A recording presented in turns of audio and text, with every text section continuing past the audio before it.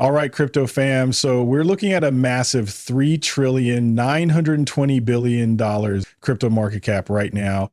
Pretty wild, right? The market's just chilling in neutral at the moment. Bitcoin's sitting pretty above 110K and Ethereum's holding strong over 4,400. Here's something interesting. XRP just snatched that number 3 spot back at 285. Now we are down about 0.5% today, and we're still looking at a 5.3% dip over the past week. Let me pull this up real quick so you can see what I'm talking about. I think we might see some ping ponging between those third and fourth positions for a bit until we get some real fundamental news that actually moves these markets. And speaking of market movers, those rate cuts we've been hearing about, yeah, we're diving into that next. So XRP's been bouncing around between 282 and 288 right now. And hey, look at that, it's starting to tighten up. Now, normally in your typical market conditions, the XRP moves maybe a cent and a half at most, but check this out. That trading range is actually slowing down, It's not jumping around as crazy as usual, even though we're seeing slightly bigger moves than normal. Now, me personally, I'm sitting here waiting for those rate cuts. I'm also keeping my eyes peeled for the Clarity Act to actually get some momentum, get that vote, get it passed, get it signed into law, the whole 9 yards. Look, I think we all see what's coming down the pipeline here, but I got to be honest with you guys. This current price action, technical analysts are telling us it's just not showing that bullish strength they really want to see right now. They're actually hoping to see it close a bit higher, which could totally throw a wrench in everything we've been chatting about right now. Now, here's the thing about me. I'm absolutely obsessed with fundamentals. What does that mean? Well, I'm constantly hunting for those game-changing events that actually make markets go crazy. Stuff like the legislation we talked about, those juicy rate cuts, Ripple potentially getting that banking license. Oh man. And don't even get me started on ETF approvals. These are the real market movers, people. This is exactly what gets me fired up and what I'm always keeping my eyes peeled for. So check this out. I'm looking at this right now and I'm pumped because I know we've got some incredible stuff coming your way today. I want to dive into something huge with you guys. We're actually going to hear Representative French Hill tackle this massive question about the Fed potentially losing its monopoly. And folks, this is exactly the stuff we've been breaking down together. I'm talking about the Anti-CBDC Surveillance Act. We're going deep on this, plus a whole lot more amazing content.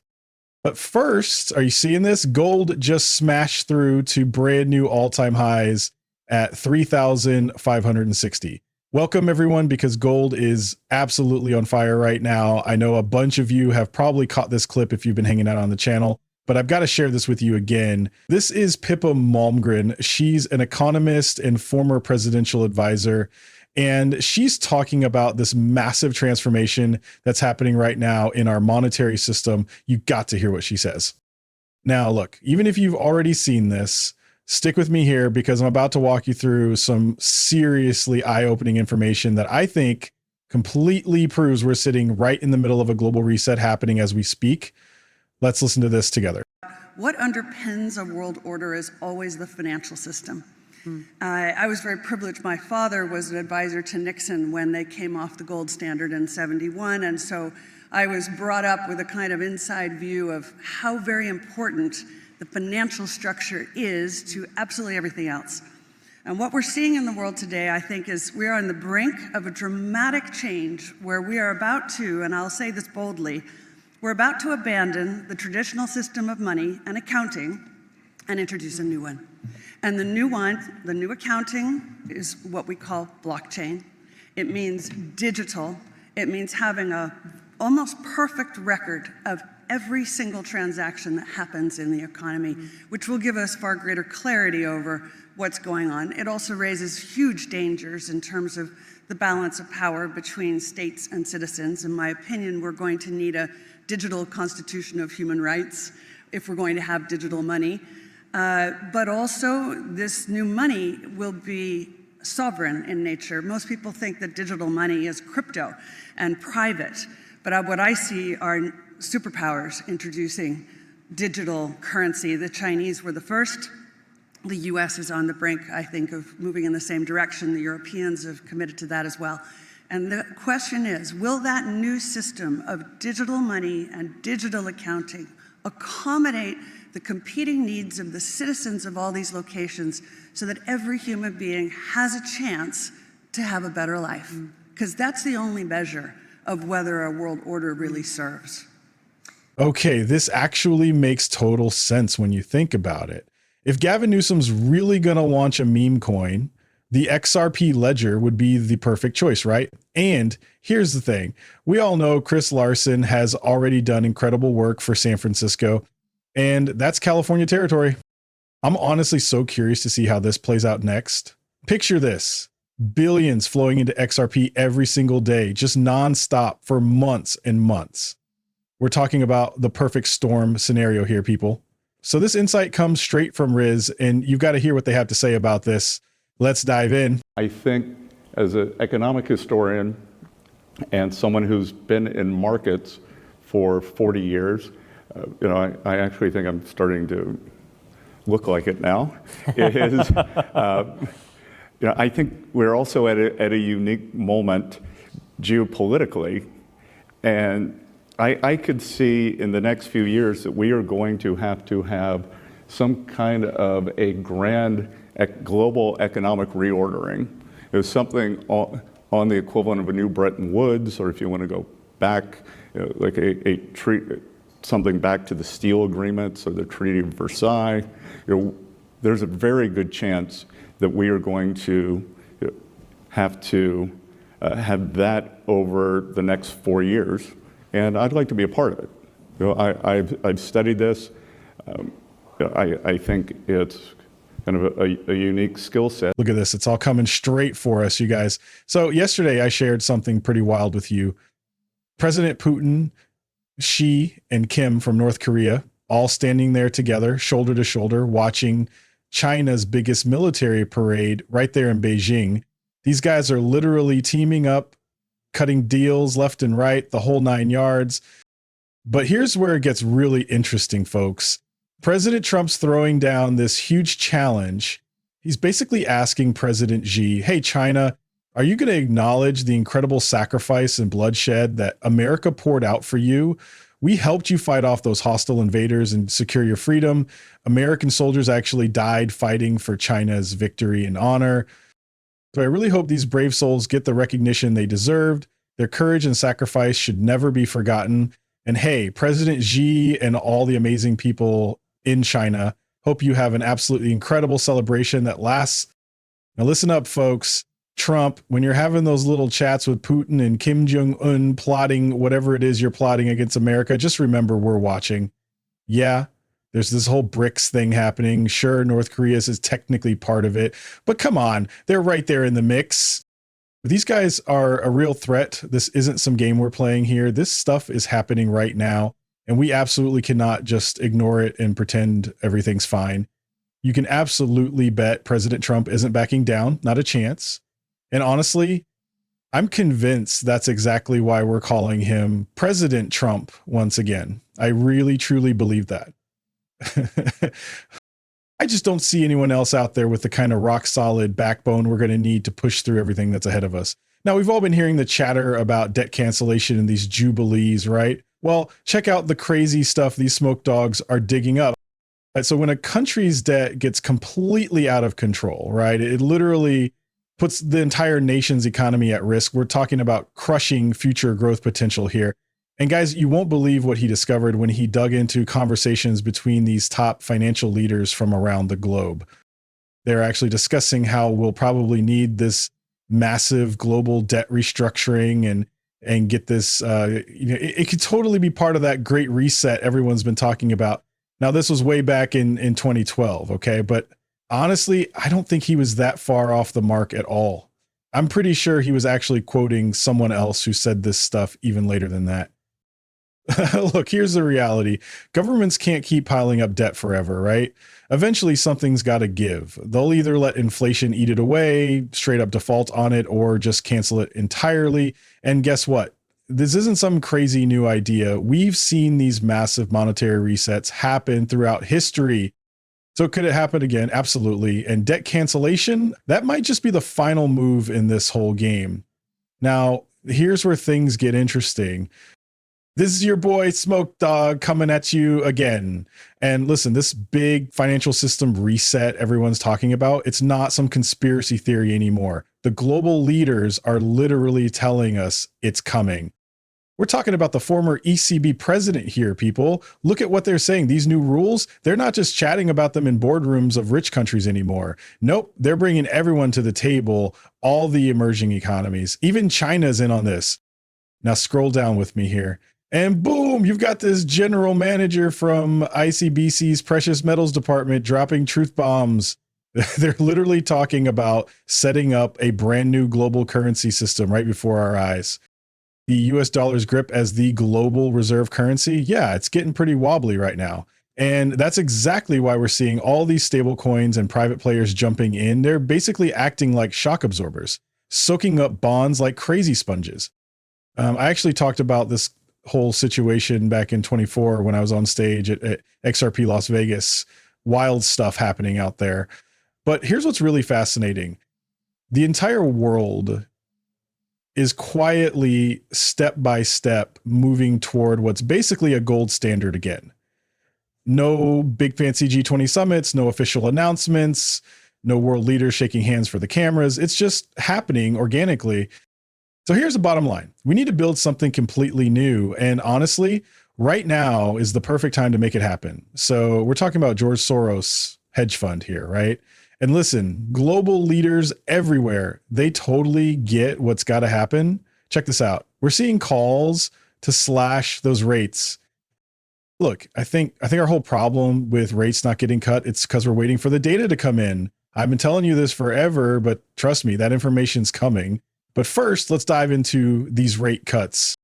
Honestly, I'm convinced this is really happening, and we're looking at several years here. It's not going to be some random Tuesday announcement, you know? Maybe I'm totally off base, but I genuinely believe this whole thing gets wrapped up while Trump's running the show as president right now. For me, I think we need to start cutting rates at the next meeting, and then we don't have to go in a locked sequence of steps. We can kind of see where things are going because people are still worried about tariff inflation. I'm not, but everybody else is. So I would say over the next 3 to 6 months, we could see multiple cuts coming in. So get this, they're actually expecting this thing to pass before we hit New Year's. Like I've been telling you guys, this is going to be absolutely massive for utility-focused cryptos. You throw this on top of everything else happening with XRP, that's another huge catalyst right there. And here's the kicker. With these regulations finally coming through, we're literally watching the birth of true borderless money. Crypto's about to graduate into full-blown utility mode, people. Buckle up. Check out what he's saying here. Mr. Chairman, let me get your take on the digital assets legislation. You just mentioned the Genius and Clarity Acts. The Senate Banking Committee still discussing the framework for that Clarity Act. Senator Tim Scott chairs the committee, and he said that he believes there will be between 12 to 18 Democrats open to voting for a market structure on digital assets. How are you expecting this to play out? Well, I've really enjoyed working with Kirsten Gillibrand and Cynthia Lummis, both who've been real leaders. Chairman Tim Scott in the Senate has put together a working group on the digital assets framework. The Clarity Act in the House, which I wrote, got 78 Democrat votes here in the House. Back in July, we sent that to the Senate with really a suspension level vote. We got such overwhelming support by Democrats and Republicans. I would hope that the Senate would consider taking up the Clarity Act in their process and simply making improvements to it. I think that would be a great approach. But Tim Scott and his working group and the leadership of Subcommittee Chair Lummis and John Bozeman on the Ag Committee, they all have this at a top priority, and I hope we can get this done in the next few weeks. Let me get your take on what Larry Lindsay says about this, Mr. Chairman, because the Lindsay Group out with a report saying widespread crypto adoption is not without consequence. And the firm writes that the ramifications of the Federal Reserve losing its semi-monopoly status as the supplier of money has wide implications that are often not discussed.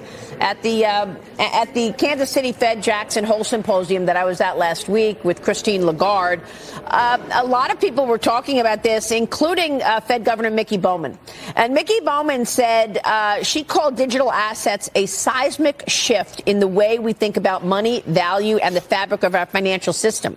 She said that if the Fed is unable to adjust to this new technology, it will bypass the traditional banking system.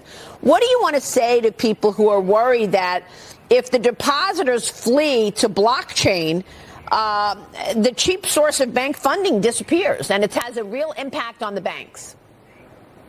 Well, I think banks will offer dollar-backed stable coins as a new payment rail through their corporate treasury functions for businesses, and they'll offer it to consumers that have a demand for it. It's not widely accepted at the point of sale. So I think that's a long-term thoughtful position to take and think about the risk of that. But I anticipate a dollar-backed payment stablecoin being used mostly for cross-border trade. They don't pay interest. It's not meant to be a bank. It's a payment rail, like we use credit, debit, we send wire transfers, we use cash. A dollar-backed payment stablecoin is simply a new payment method, not a complete change in trying to make a stablecoin and turn a bank. Plus, those stablecoin issuers have to keep their assets in a bank or in treasury bills. I love the idea, really, especially given what Treasury Secretary Scott Bessent has said, and that is that it becomes a major purchaser of short-term treasury bills as a result of all of that. What do you make of an ECB-run digital euro? I mean, Christine Lagarde told me she's working on this, even though there are lots of, upset over it because people think it's going to be a surveillance tool. But that also has downsides, right? Lack of financial freedom, privacy, surveillance issues, systemic risk, being European, all issues that, again, the Lindsay Group brings up. I just met in Europe last week with the Bank for International Settlements in Basel. I also met with the financial regulators in Switzerland and in Germany, including a long meeting at the European Central Bank, the ECB, and listened to their presentation of what they're trying to propose for a retail CBDC in Europe. In other words, a digital euro. Right. I think in America, we've gone with the private sector. And in Europe, they're considering a government-driven process. And I made the point in those meetings that I think a private sector solution is better, more effective, and responds to consumer choice. I'm not sure consumers will find a digital euro, as acceptable as a private sector alternative. Okay, so here's the thing. This totally sounds like some independent agency just sent a veiled threat to a Fed messenger, right? Like, I'm not entirely sure, but honestly, this could be exactly where our crash is going to come from, Buckle up, the stablecoin wars just went live. Listen, here's what's really happening behind the scenes. The US dollar, it's been running the show as the global reserve currency since way back in 1944. We're talking 8 decades plus change now.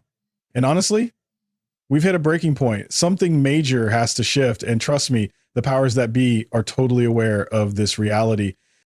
Enter private stablecoins. This is their moment. These private issuers are basically stepping up to vacuum up all those bonds, which means we can finally break free from that petrodollar trap and stop worrying about other nations attacking our monetary system. People, we're witnessing the transition unfold. This stuff takes time, right? I mean, look back at 1944, even after everyone agreed to use the US dollar, there was still this whole proving period where currencies had to battle it out. Pretty wild when you think about it. So where are we heading with all this, guys? I'm telling you, this is absolutely fascinating stuff we're witnessing right now. It really, really is something special. And Phil Kwok totally nails it here. We've got this perfect storm happening right before our eyes. Fiat currency, it's just not holding value anymore, folks. I mean, have you seen how absolutely insane inflation has gotten lately?